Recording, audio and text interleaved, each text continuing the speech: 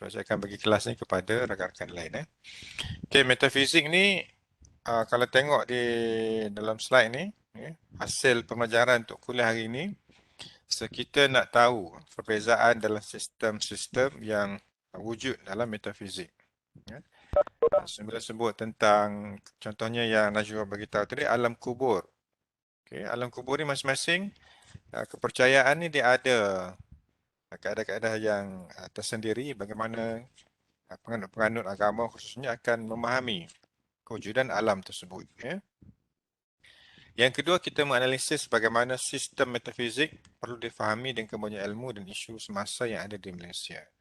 So yang kedua ni kita akan kaitkan dengan masyarakat di Malaysia lah. Okay, cuba kita faham ataupun kita kenal sistem metafizik ni macam mana keadaan dia. Okey, yang pertama dia ada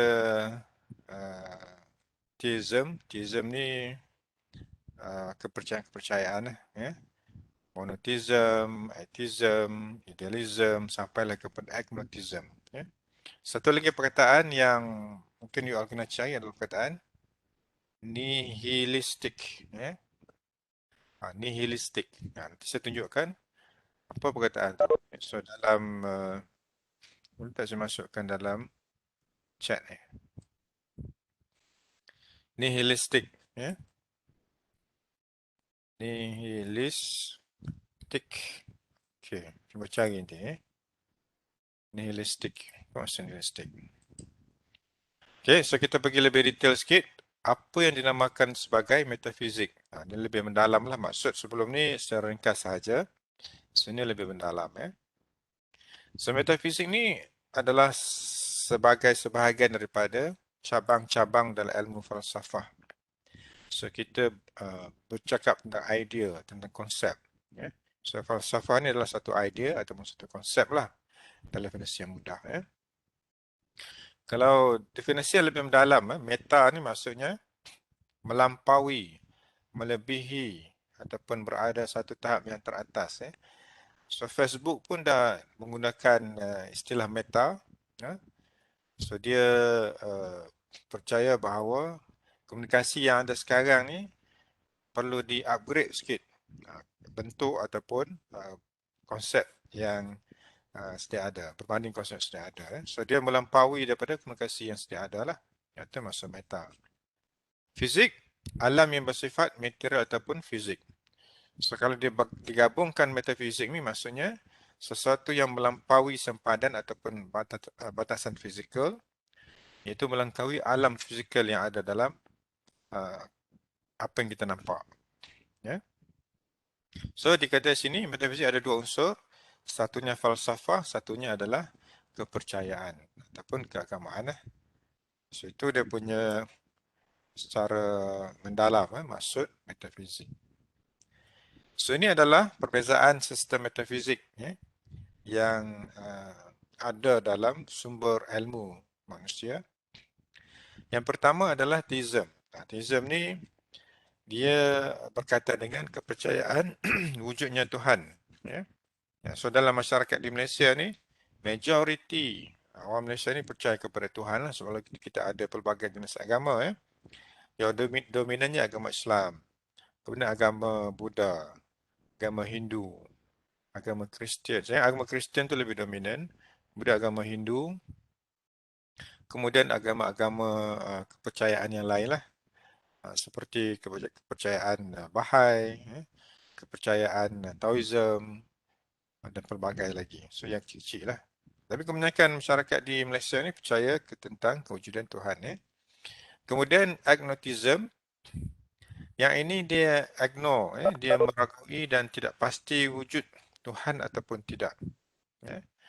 So bagi mereka yang mengamalkan agnosticism ni, dia ada sistem kehidupan dia sendiri. Kalau di barat ni macam-macam jenis kita tengok manusia ni. Ada yang percaya pada Tuhan, ada yang tak percaya langsung, ada yang dia skeptik, dia was-was kewujudan Tuhan, ada yang dia buat agama baru untuk dia. So bayangkan pelbagai aliran pemikiran. Kemudian atheism, yang ni golongan mulhid, golongan yang tidak percaya pada Tuhan. So yang dia percaya adalah apa yang dia nampak sahaja, apa yang tak nampak dia tak percaya. Ini golongan atheist, atheism yang saya bagi tahu dulu. Kemudian monotheism. Monotheism ni kalau tengok pada perkataan tu mono, satu. So Tuhan ni hanyalah satu dan kewujudannya satu saja. Pelbagai nama lah kalau bagi orang Islam, kewujudan Tuhan tu dengan nama Allah Subhanahu Wa Taala. Dengan nama, kalau Kristian ada nama Tuhan dia, kalau Hindu, Buddha dan sebagainya ada nama dia. Kalau you belajar di tentang kepercayaan Hindu, dia Bali, so dia ada beberapa perkataan yang mungkin kita first time dengar, kita tak biasa dengar, tapi itulah amalan Hindu di Bali. Kemudian poli, so poli ni merujuk kepada lebih daripada satu. Poli yang banyak, poliklinik, so banyak klinik. Politeknik, so banyak tempat-tempat belajar teknik. Politeknik, pelbagai teknik. So politism, kewujudan pelbagai jenis Tuhan lebih daripada satu. Okay, so next, realism. Nanti kita akan belajar lebih detail ni, realism ni apa maksud dia. So bagi orang yang percaya pada realism ni, dia percaya bahawa alam sejagat kita duduk ini wujud secara nyata dan juga objektif. Dan dia tidak menerima sesuatu ciptaan di sebalik alam ini. So dia sesuai dengan perkataannya, realism. Fikiran manusia ni dia terhad kepada perkara-perkara yang dia terima, yang orang lain pun fikir benda yang sama. So 2-3 orang fikir benda yang sama, so dia dapat terimalah. So ini lebih kepada logik juga. Fikiran ataupun pemikiran logik. Kemudian mekanisme, setiap alam dan kejadian di dalamnya adalah seperti mesin.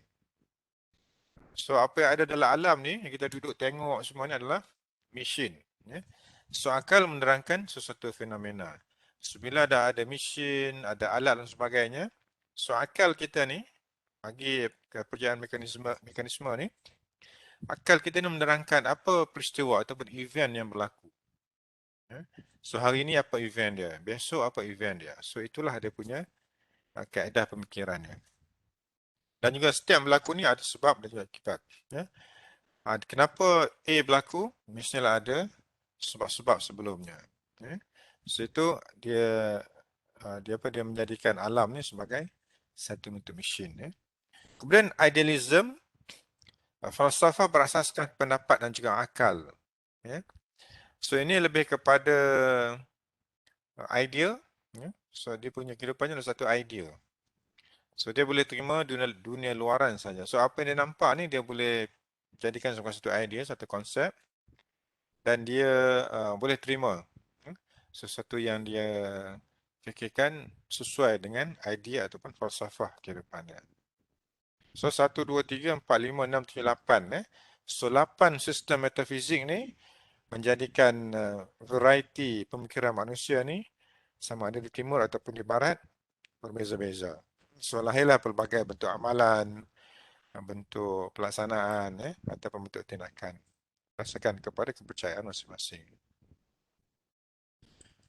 Okay, ahli falsafah Islam dan juga Barat. So kita nak tengok perbezaan antara ahli falsafah dari perspektif Islam. Kita pilih Islam ni sebagai salah satu contoh dari perspektif agama lah. Dia ada banyak lagi. Ahli falsafah Kristian, ahli falsafah Buddha, Hindu dan sebagainya. So kita ambil falsafah Islam ni sebagai contoh perbandingan dengan falsafah Barat. Di antara ahli falsafah yang terkenal dari dulu sampailah sekarang yang masih dikaji adalah Aristotle, Plato, Socrates. So ini adalah ahli falsafah yang mendominasi tamadun Rom, tamadun Parsi, tamadun Greek dulu-dululah. Mereka ni banyak berfikir tentang kehidupan. Kemudian yang ini ahli falsafah Islam pula, Al-Khindi, Ibn Rushdi, Al-Ghazali, ramai lagi lah tokoh-tokohnya yang memikirkan tentang kehidupan. So dia ada kaitan lah kalau dalam Islam ni, ahli falsafah Islam ni dia ada kaitan dengan kepercayaan agama dia. Kalau falsafah barat ni sesuai lah uh, dengan ism-ism ataupun pemikiran-pemikiran yang mereka lalui. Okay, Aristotle dia kata, metafisik ni satu kajian di peringkat abstrak. Sesuatu yang kita tak susah nak tafsirkan. Sesuatu yang kita perlu kaji lebih mendalam. Tentang sesuatu fenomena berkaitan alam, alam natural dan juga semula jadi. Sini dia katalah daripada Aristotle. Tapi menurut Al-Ghazali, falsafah boleh dibahagikan kepada 6. So dia lebih detail sikit lah. Al-Ghazali kata, iaitu matematik. Falsafah ni boleh dibahagikan kepada 6 ilmu pengetahuan. Yang pertamanya matematik. So matematik ni adalah sebahagian daripada falsafah.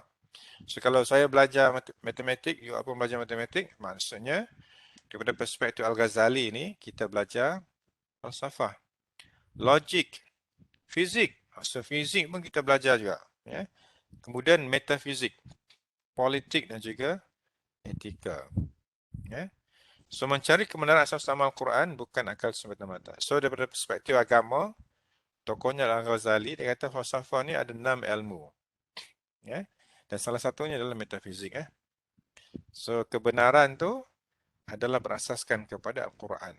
So, bukannya akal semata-mata. Ya. So satu pandangan yang berbeza lah dengan Aristotle tadi. So kajian metafisik boleh difahami dalam 2 aspek.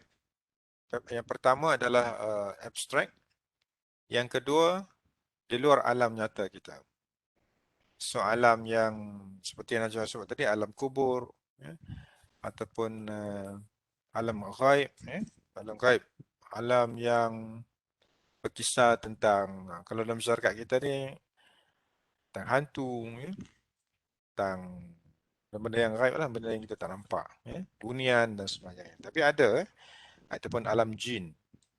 So alam jin ni kita boleh tengok dekat YouTube tu ada pakar-pakar perubatan ni, perubatan tradisional perubatan Islam ni, dia menguruskan hubungan manusia dengan jin, sangat menarik dia punya bagaimana komunikasi itu berlaku. Ya. Okay, contoh metafizik melalui benda-benda abstrak atau umum.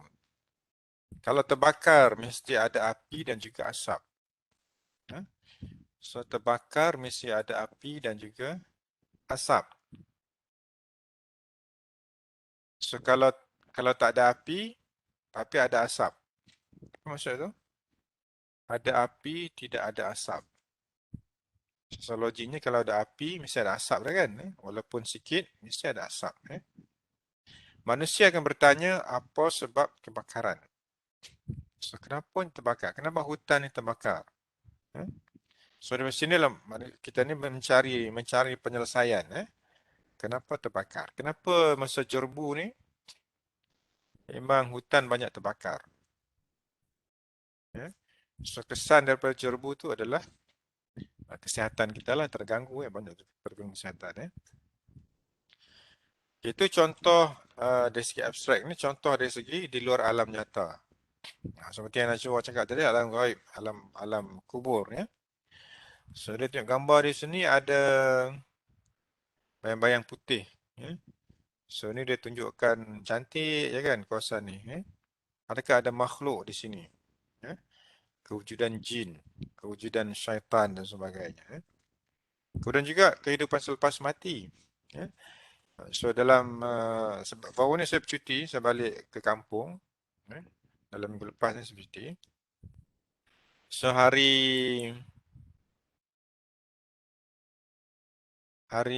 kedua, so sampai di hari kedua sampai di kampung, so dapat message. Ada orang muda, anak muda meninggal, umur baru 31 tahun, lelaki dan meninggal dunia. So bila dia meninggal dunia ni kerana terjatuh semasa dia mandi di bilik air. Dia rumah kawan-kawan dia lah.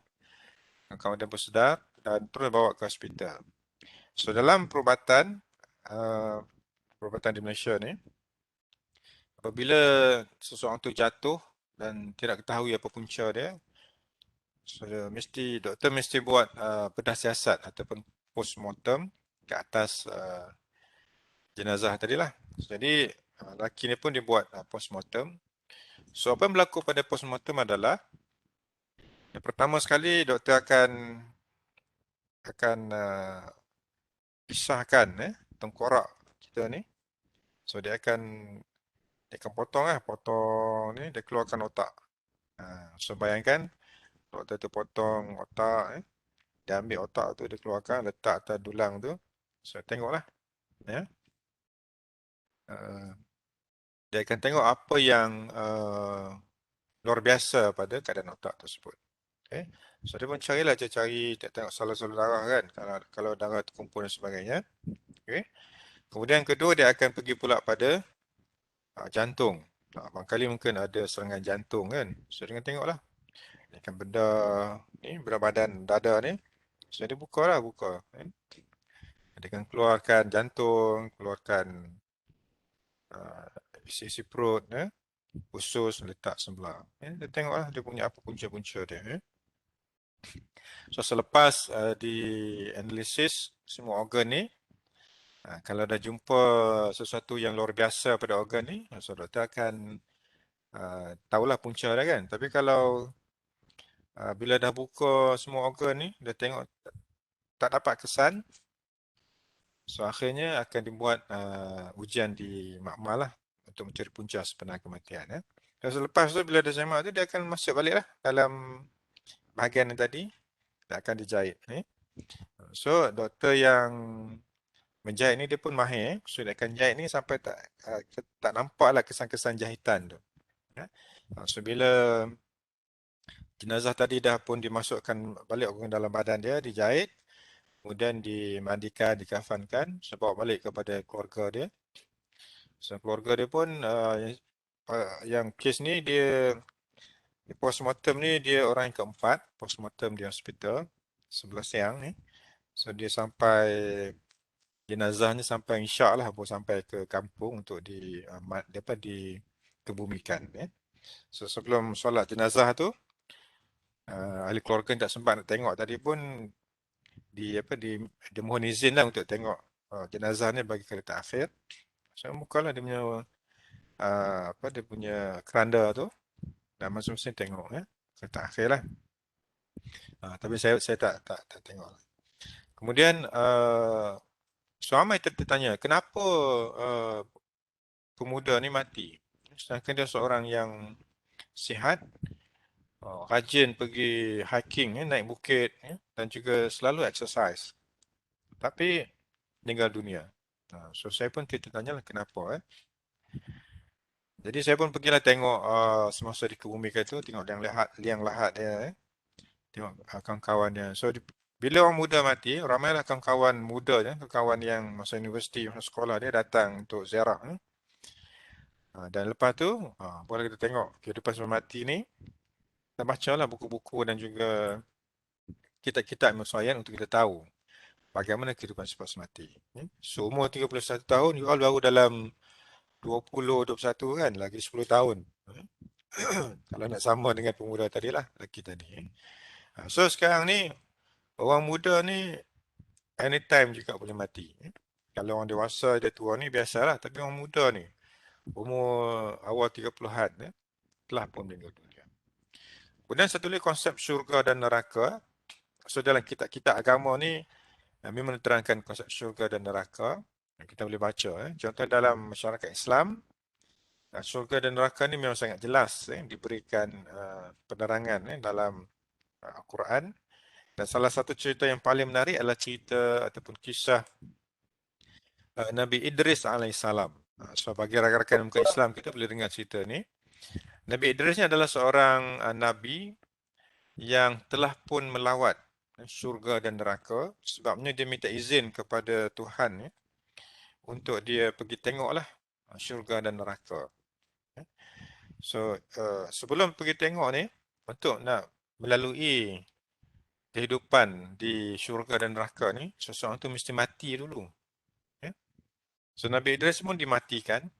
So dimatikan ni oleh dengan keizinan Tuhan ya, malaikat mencabut roh ataupun nyawa Nabi Idris. Kemudian dia dibawa lah ke alam syurga dan neraka. Mula-mula dia dibawa ke alam neraka. Okay. So dari jauh lagi, dia dah terasa bahang panas api neraka ni. Kemudian malaikat yang mengiringi Nabi Idris ni bertanya, nak pergi tengok ke dalam neraka ni? Dia kata oh, tak maulah sebab di sini pun dah rasa panas. Jauh lagi dah rasa panas. Kemudian dia pun minta lah untuk pergi tengok ke syurga. So dari jauh dia terasa satu yang sangat indah tentang syurga ni. Dan dia nak tengok lah apa yang ada dalam syurga ni. So bila dia lalu dalam syurga, dia kata, oh memang sangat hebat, sangat cantik, sangat indah. Dan lepas tu, dia kata dia tak mau balik. Dia tak mau turun balik ke sebagai kehidupan sebagai seorang manusia ni. Kerana dia nak duduk di syurga. So kalau kisah Nabi Idris ni, kalau kita baca, dia adalah antara Nabi yang telah pun merasai keindahan syurga. So konsep syurga dan neraka ni, kita cuma boleh dengar cerita je. Tapi kita tidak boleh bayang, kita tak boleh nak duduk di situ, tak boleh nak bayangkan bagaimana cantiknya syurga. Kita boleh dengar cerita je. Ya? Sebab syurga ni memang satu yang sangat indah, yang berada di luar daripada bayangan manusia. So itu contoh metafizik di luar alam nyata. So banyak lagi lah kisah tentang syurga neraka ni dari perspektif agama yang kita boleh baca, kita boleh tahu dan kita boleh cari tentang kepercayaan agama ni, beragama ni tentang syurga dan juga neraka. Ya. Okey, metafizik untuk kemajuan ilmu. So apa yang penting di sini adalah metafizik ni bukan untuk merendah-rendahkan pemikiran manusia. Ya. Bukan untuk merendah-rendahkan kepintaran kita. Sebab bila kita percaya sesuatu yang di luar daripada pemikiran kita, orang kata kita ni tidak siuman ataupun tidak waras. Tapi sebenarnya, apabila kita mempercayai sesuatu bersifat metafizik ni, itu adalah sesuatu yang menunjukkan keupayaan kita untuk berfikir secara lebih pelbagai, lebih meluas. Dan di situlah dikatakan apabila kita berfikir tentang sesuatu yang secara mendalam dan yang saintifik, akhirnya kita akan mendapat kebenaran. Sesuatu yang benar lah, sesuatu yang correct, sesuatu yang betul. Okay. So kesimpulannya untuk metafizik ni, setiap manusia mempunyai akal. So akal kita ni bila kita dah masuk universiti, so saya pun dah masuk universiti, you all pun dah masuk universiti. Bila kita dah masuk universiti ni, kita dah diiktiraf dari segi keupayaan akal kita berfikir. Untuk masuk ke universiti ni dia ada ujian, ada peperiksaan, kemudian ada tawaran. So tawaran masuk ke universiti. So tawaran ni kita dah terima, so kita masuk menjadi seorang pelajar, seorang student yang akan mencari ilmu lagi untuk kehidupan kita. So hubungan akal dengan ilmu yang kita belajar ni, kita juga mencipta hubungan kita dengan Tuhan kita. Kita juga mencipta hubungan kita dengan alam sekitar kita dan juga dengan rakan-rakan kita yang lain. So hubungan dengan Tuhan ni, di Malaysia ni saya katakan tadi, majoriti orang Malaysia ni dia beragama. So ada hubungan dia dengan Tuhan dia. Di Malaysia kita ada cuti-cuti besar. Cuti Hari Raya, Aidilfitri, Hari Raya Korban, cuti Tahun Baru Cina, cuti Deepavali, Taipusam, Christmas. Kalau di Sabah Sarawak tu ada cuti Hari Gawai dan hari-hari yang lain. So di Malaysia ni, masyarakat kita yang beragama ni dia menunjukkan hubungan kita dengan Tuhan tu sentiasa ada. Sentiasa reveal lah. So, kalau bagi orang Islam, kalau dia nak hubungan dengan Tuhan dia berterusan, so dia kena pakai kod lah. Kod tertentu. 2, 4, 4, 3, 4. Kod ni kod yang sangat penting. Kod dia 2, 4, 4, 3, 4.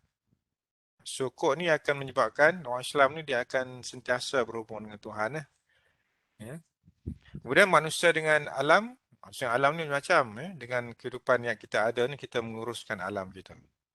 Kita menguruskan landscaping, kita menguruskan tanah, dan akhirnya kita ada pelbagai teknologi, kita ada pelbagai kemudahan dan macam-macam lagi lah. Kehidupan manusia dengan manusia, hubungan kita dengan manusia macam-macam. So kalau bagi lelaki dan wanita, dia kena berkahwin, ada keluarga, kalau kita bekerja, ada kawan-kawan, kalau kita belajar pun, kawan pun ada juga. So hubungan kita dengan manusia ni sentiasa ada. Mau tak mau kena ada. Kalau duduk seorang-seorang saya kan, so akhirnya kita pun akan jadi serba tak kena. Ada satu cerita di Jepun. Cerita ni tentang banduan. So banduan yang akan menghadapi hukuman mati. Di Jepun, hukuman mati ni dibuat secara gantung. Macam di Malaysia lah. Dan proses untuk memperkenalkan hukuman gantung ni pada banduan yang akan digantung ni. So maklumat tentang hukuman gantung ni akan diberi pada pagi hari dia digantung. So untuk banduan yang macam ni, mereka ni akan diasingkan lah seorang diri. So duduklah dalam bilik khusus, bilik khas untuk dia. Dan setiap hari dia akan mendengar bunyi tapak kasut warden penjara. Sama ada lalu bagi makanan ke ataupun nak ada urusan kan. So setiap pagi itu adalah pagi yang sangat menyakitkan bagi banduan ini. Kerana bangkali itulah pagi yang terakhir untuk dia. Kerana warden akan bagi arahan untuk dia bersiapkan diri untuk digantung. So dia duduk seorang-seorang, dia tak bersama dengan orang lain, akhirnya menjadikan dia seorang yang sangat takut kepada bunyi-bunyi tapak kaki. Sama dengan banduan di Malaysia. So banduan di Malaysia ni dia panggil BA, banduan akhir. So banduan akhir ni dia bilik dia tak jauh dari bilik gantung. Makan minum dia dijaga, makan pun kena benda yang lembut-lembut, tak boleh benda yang keras. Kalau ikan tidak boleh ada tulang, kalau daging pun tidak boleh ada tulang. So dia dijaga. Dan bila sampai masanya, kalau di Malaysia ni, seingat saya yang pernah saya baca lah,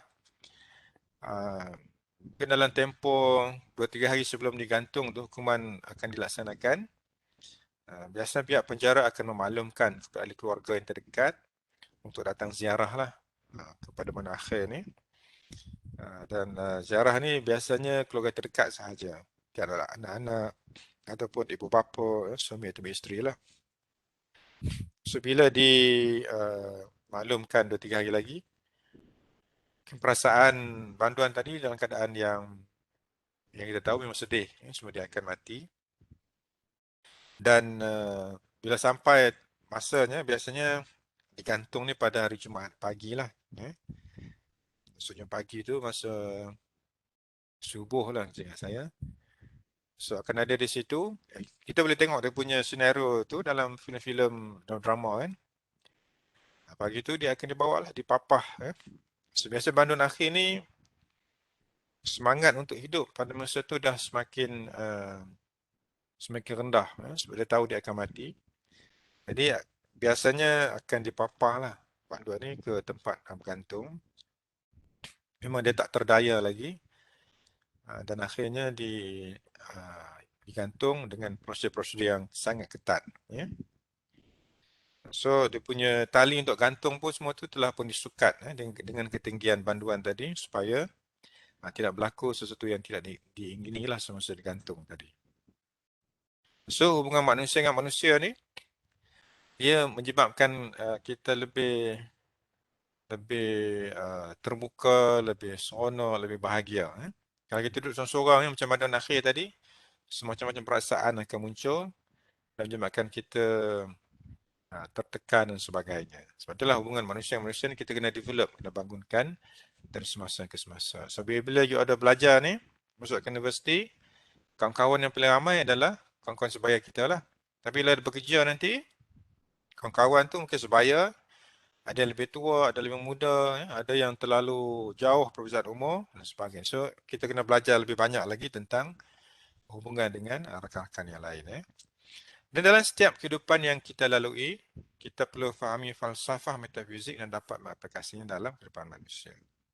So, yang saya katakan tadi, belajar metafizik ni bukannya menyebabkan kita mundur ke belakang, tapi adalah kita lebih banyak berfikir, mencari sesuatu yang saintifik untuk mencari kebenaran. Ya. So, itulah dia punya kuliah kita pada hari ini, iaitu tentang metafizik. Ya.